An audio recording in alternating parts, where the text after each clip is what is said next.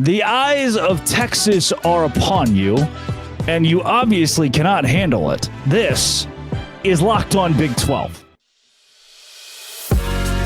You are Locked On Big 12, your daily podcast on the Big 12 Conference, part of the Locked On Podcast Network, your team every day. Happy Friday, everybody. Welcome to Locked On Big 12. I'm Drake Toll from ESPN Central Texas. Thank you for making Locked On Big 12 your first listen every single day. Please disregard the boxes in the background if you're watching on YouTube. I am in the process of moving. Back in Arkansas momentarily. Pack it all up. Move to the East Coast. Announce it very soon. Look. The eyes of Texas were on Rodney Terry, and he made a joke at the university. Again, it seems like people in positions of power keep doing this, whether it's the softball coach flipping off the fans, which is terrible, and you can't do that. Whether it's the football coach yelling at the get-back guy at some venue, or now the men's basketball coach talking about how pitiful, how much of a crime it was that this underwritten basketball team in the Big 12 would do their coveted sign back to them. This is so terrible, and his players are going to have nightmares about it. Now, I'm going to talk about the entire Big 12, what all happened on Wednesday night. Houston getting a big win over Texas Tech. West Virginia still not back, but good enough to beat Texas. And speaking of beating Texas, UCF did it. Texas is really bad at basketball, and Rodney Terry's probably going to lose his job, and I don't think he gave himself any favors. If you are an Oklahoma State fan, you're listening, you're a BYU fan, you're listening, you're an Arizona fan, you're listening, can we all just gather around? If your head coach, if your administration, if a player on your team does something stupid or cringy or weird, you have the right as a fan, in my opinion, to say, hey, I support you. I love you. I'm passionate. That was cringy and weird. As a Texas fan, do you have enough self-awareness to go, yeah, our head coach probably shouldn't have cried about this, but why whine when you're in a handshake line and the other team is doing the horns down? I just did it on camera. I can't. Do I get a fine? The other team is doing a horns down to the crowd or even towards your players. I think it, and there's the context to add here, multiple pieces of context I'll throw in. 1, 18, 19, 20-year-old players who are just doing a hand sign that is a horns down. Kids after a basketball game. That's 1. 2, UCF was supposed to suck. Even their fans were like, yeah, UCF basketball is not going to be great. Maybe there's a coaching change at the end of the year. And they just beat Texas at Texas, who we now know they're the real ones that suck. That's a marquee win. I know they get the win against Kansas, but it's another marquee win to go on the road and beat a big brand like Texas. And that's a brand that's continually diluted by coaches doing stupid things, by them not being able to handle the spotlight, not being able to handle normal moments in college football. Hey, go to the SEC.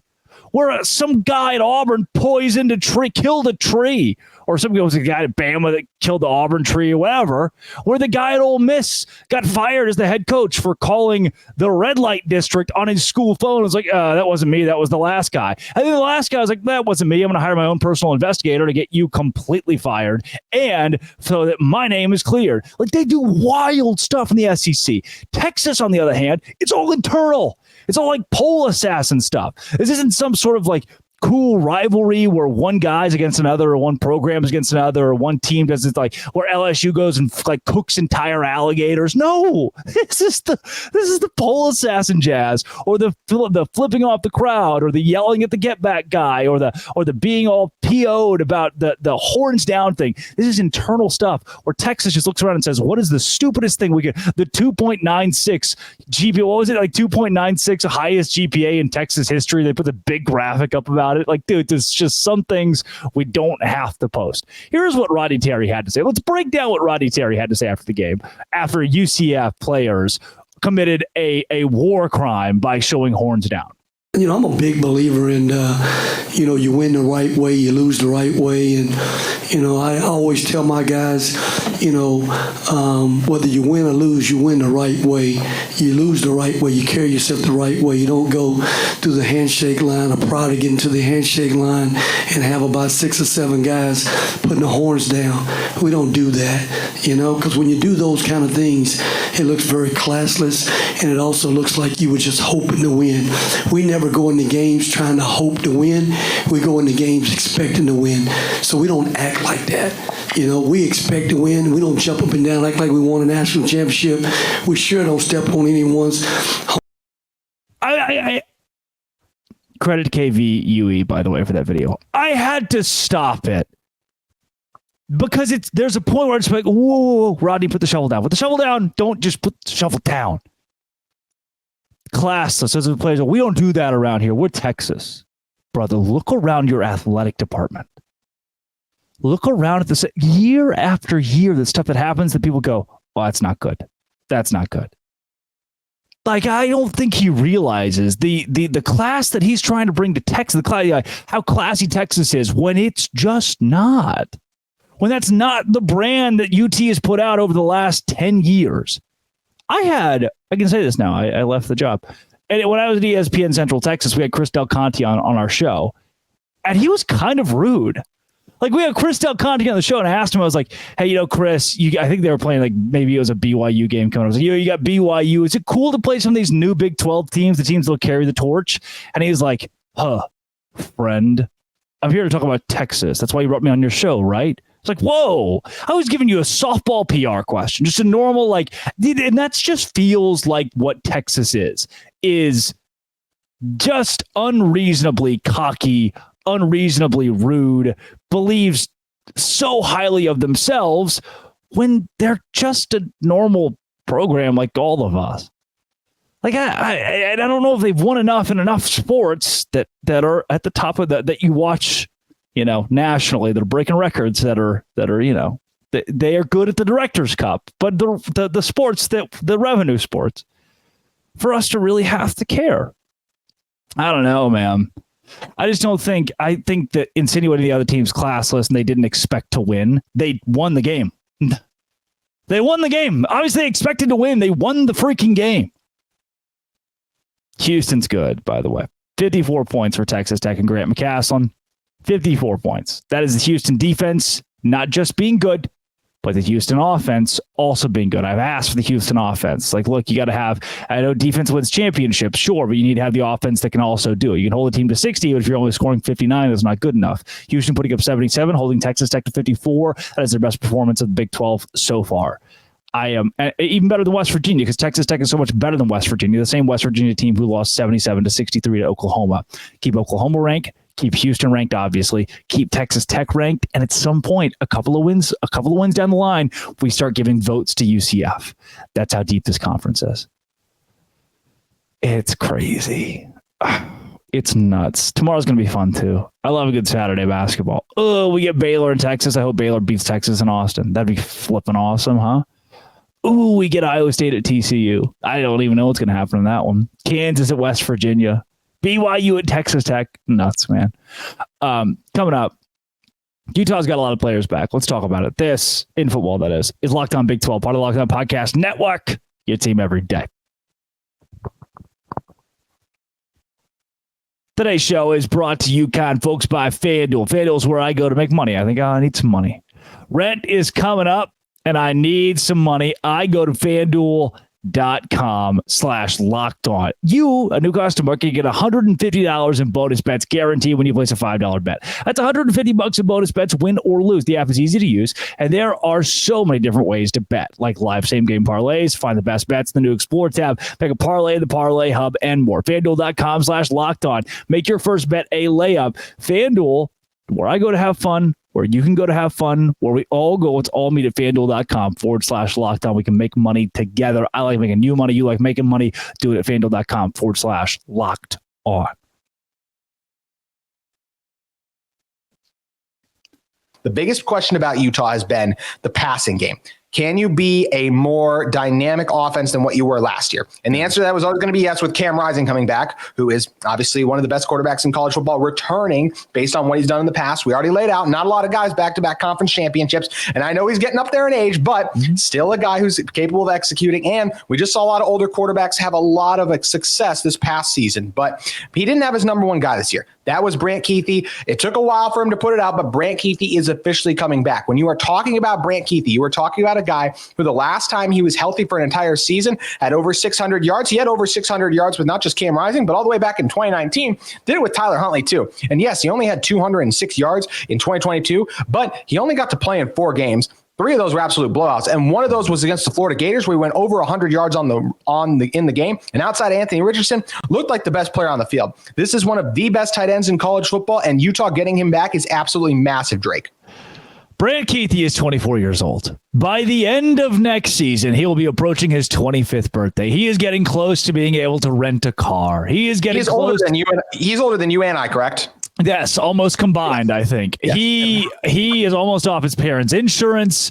He is old. But in college football this year, when you looked at who went to New York for the Heisman, I don't think Brant Kuithe will, but those guys were old. That's the trend of college football now. The old guys are winning. And it's the reason, this is a fun little aside here, it's the reason I think most teams are opting to go with the 4th-year guy from Western Kentucky to move into their program rather than the 18-year-old out of high school. It makes sense, and Brant Kuithe is a part of that. Now, there is no conversation to me about Brant Kuithe without talking about Cam Rising.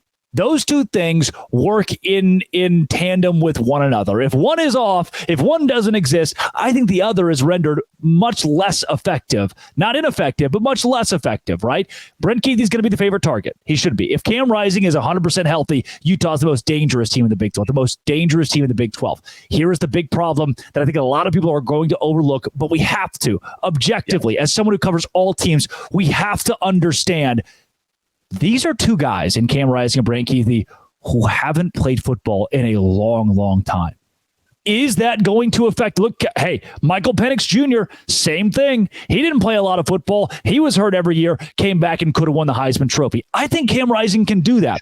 But I was holding out on Michael Penix Jr. through week 5 because I didn't know yet. Like, anybody can get hurt. I'm not waiting on one of the two to get hurt. I'm waiting to see, are they 100%? Do they bring the same moxie? Do they bring the same stuff? Do they bring the same dangerous aura to the Utah offense that was so needed? I think Utah, I know Utah is better than their record this season. I know they are if healthy. That's not an argument. It's not an argument, but it's that if right there that I circle and I can't erase until I see it, until I see these two guys going at it. I know what the potential is. I know what the ceiling is.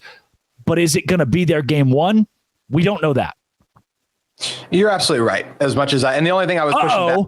Hear that? Locked On Utes fans? I was pushing back on early when you were saying Cam needed Brant. I was just saying that Cam actually just needs an elite tight end because when it wasn't Brant, it was Dalton Kincaid. Right. Which is where we can get into some of the tight end depth that Utah has. It's going to be really exciting. And I don't think Dalton Kincaid's going to be suiting up for Utah next season. Unfortunately not. He's playing really well for the Buffalo. He is. Yeah. So it's been fun to watch that. But when you're talking about Cam, it is crazy to think like he has not played a football game since January 1st, 2023. So by the time the season rolls around, that's like, whoa.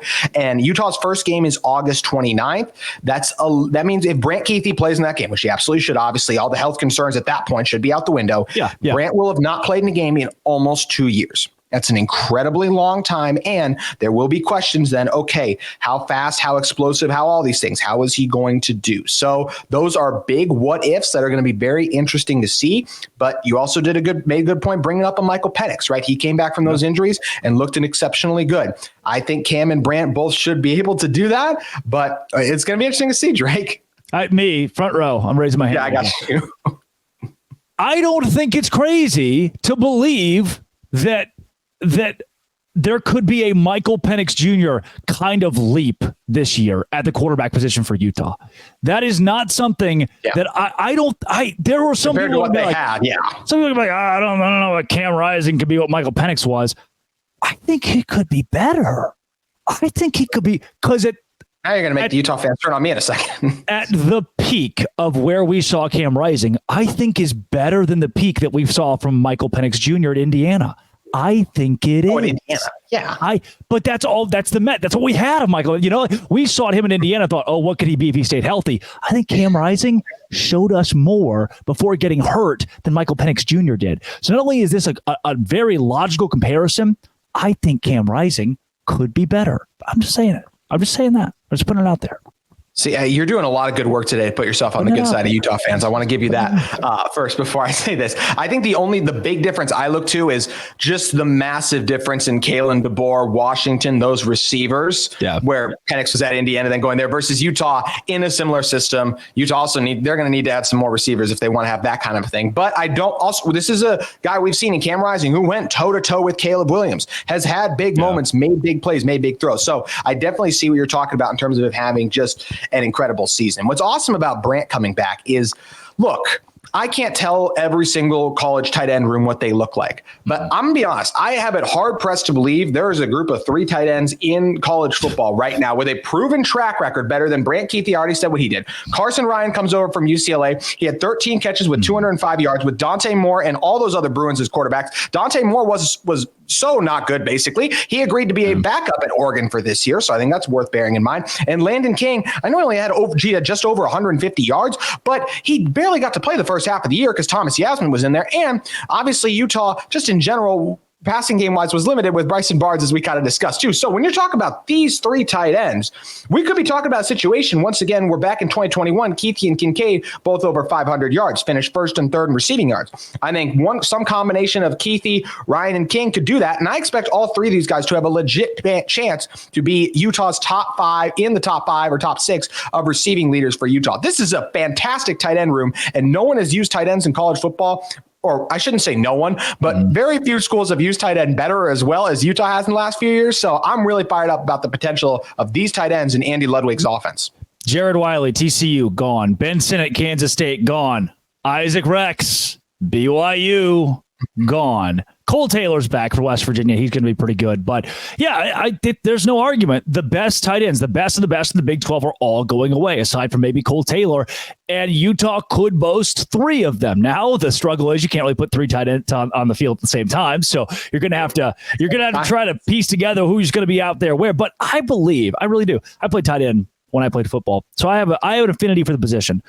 First one in, last one out. These are the kind of guys you let date your daughter. They play the game the right way. The tight end is always that guy. You're just like, you know what?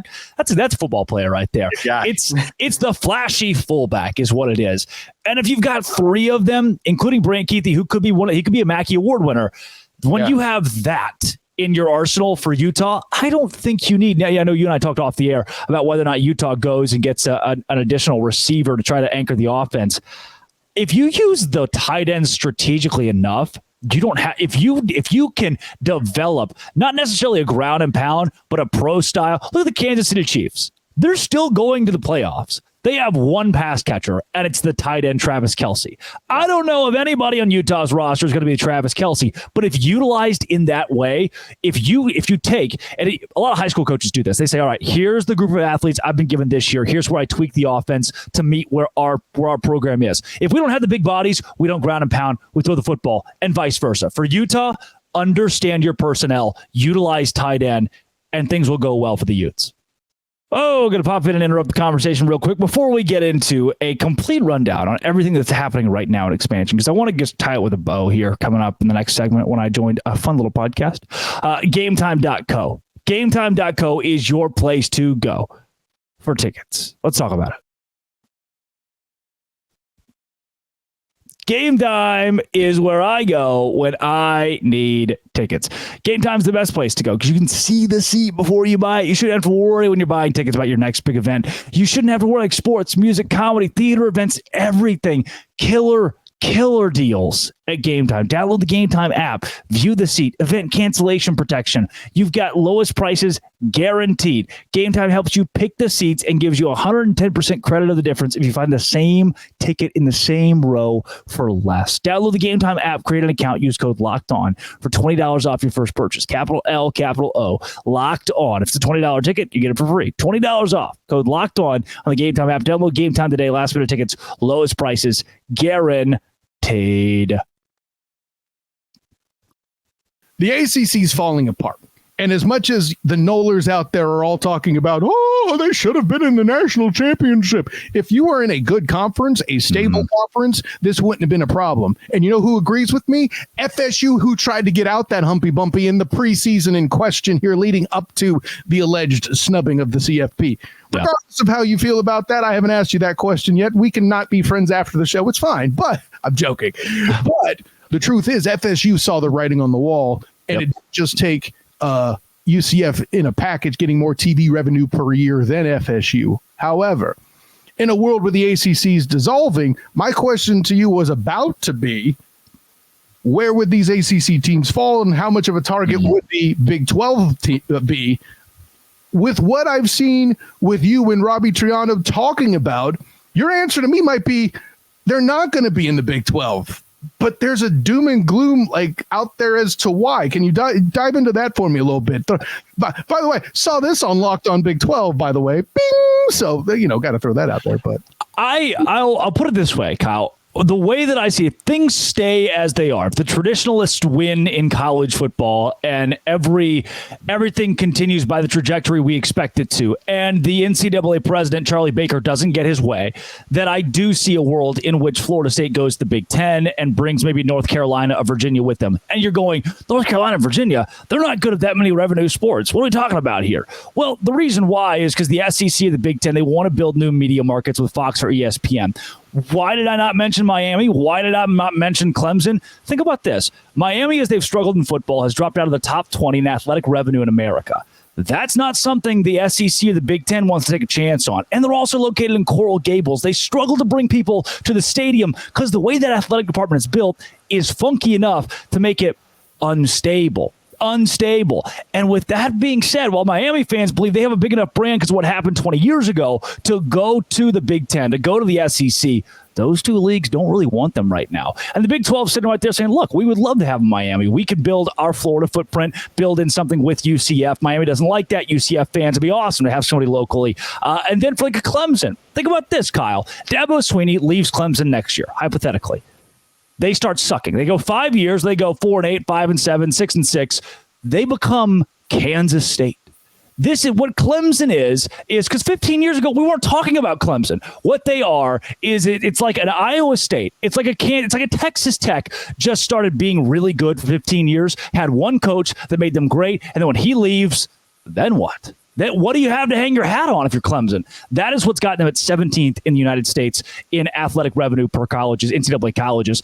I don't know if that's enough to get them to the Big Ten or the SEC. They could go to the Big 12. However, Charlie Baker, the NCAA president, says that he would rather create an elite subdivision of teams that can afford to pay half of their athletes $30,000 a piece. To do that, you're going to need to be above with inflation, with respect to inflation, above about $110 million in revenue per year athletically. And even then, it's going to be a stretch for some of those schools.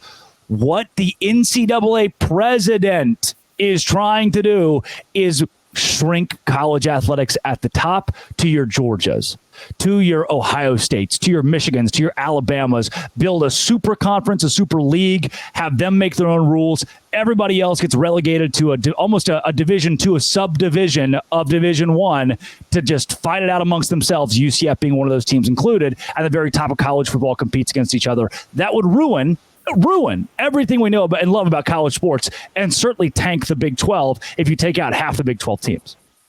So, first of all, there's a lot to unpack there. I'll lead with this.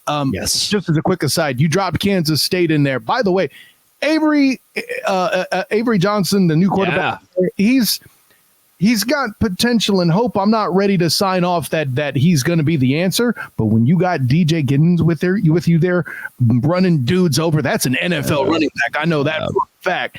I've had the chance to see him twice. Once, on TV with the first UCF Big 12 game, and then over here at the Pop-Tarts Bowl. Yeah. Man, the dude's legit. It'll be interesting to see with all the O-line turnover and all that, how that really transpires. He's a good athlete. We'll see about his decision making. I'm not ready to crown him for one game, but the key word is potential there, and I see it. And yeah, what you said about like a Dabo Swinney coming in there all makes sense. And hey, listen, on this podcast, we're no friends of the ACC, and I think you assess that. very nicely overall. But two things I wanted to bring up with your concept here, and just something I want to throw out that I don't think gets talked about enough. Yeah, is ESPN obviously has thrown $100 million and more right into college football. We're seeing ESPN as a business hemorrhaging cash. We saw the big layoffs. And listen, as much as I don't want to get into big personalities who currently are getting a bunch of clicks in the relative football offseason here by going after each other, I mean, cool, you do that. We'll talk some sports. But that's also a sign that these guys getting cut and having to go independent. Guys and girls, I should say. Yeah. Susie Colbert getting cut hurt me big. That my soul. Anyways, but with ESPN starting to hemorrhage cash, things are starting to dry up in the well, and what they can finance is going to be reduced. With all that in mind, and then also considering Title IX making women's sports more expensive theoretically as well, if the NCAA president's plan is to go through, I think the thing that makes it real is that ESPN can have an opportunity to condense their product and then just milk the cow in question. Am I a conspiracy theorist, or should I hold off on getting the tinfoil hat here? I don't think you're a conspiracy theorist. The one thing that ESPN, I say the one, but maybe the most prevalent thing that ESPN has showed it will pay money for is college football at its peak. They have proposed a $1.3 billion contract to have the rights for the college football playoff over the next 6 years. That is wild. And there's a reason why more and more games you feel like are going on ESPN Plus or Fox Sports 1 or Fox Sports Plus or whatever it is. It's because ESPN wants the top. They are interested in the top level because that is what garners them revenue. So with that $1.3 billion on the table, I don't think you're crazy at all. I think if this move is made, and ESPN has a lot more power than we suggest in college sports, if this move is made, ESPN is going to jump at it immediately. And I know we're running a little long, but then here's my response then too. We've seen Amazon Prime and Google step in, taking over Sunday Ticket in the NFL, getting Thursday nights, keeping Al Michaels working, which, hey, I'm all about it. Maybe he kind of hates it with some of the games he's had to call, but I'll reserve my opinion on Herb Street off to the side as somebody who has covered UCF and had to deal with his hatred of the G5. Yeah. I'll just leave it over here. We don't have to bring that up. But is this then an opening for them to break heavier into the market? In condensing the market, Drake, are they creating an opportunity to build competition? No. And you could argue that. And I would have argued that maybe a week ago because I thought Fox and NBC and maybe Amazon would get involved in the streaming side of this with the college football playoff. It was expected that ESPN was in the hunt, but it was an open market conversation between the CFP and multiple networks. Now it's become clear that ESPN's offer might be the biggest and best offer, and they might get the sole rights to the CFP. When we start talking sole rights for ESPN, we start talking about that word monopoly and how ESPN can monopolize college football. When they have that kind of grip, that kind of power, they're not going to give that up. They're not going to give that to. They're going to say like, Amazon can come stream some of these games. I don't see that happening. No. That's not my concept. I see. You got a whole concept here. What I'm saying is it's a separate league outright, like which ironically I mentioned the now known as now to be named UFL as a concept. All right, then I see what you're saying now. Then no, for a different reason, because I don't think Amazon is going to be interested. Let's say that, let's say a UCF, for example, and an Iowa State get left out of the elite sector of college football.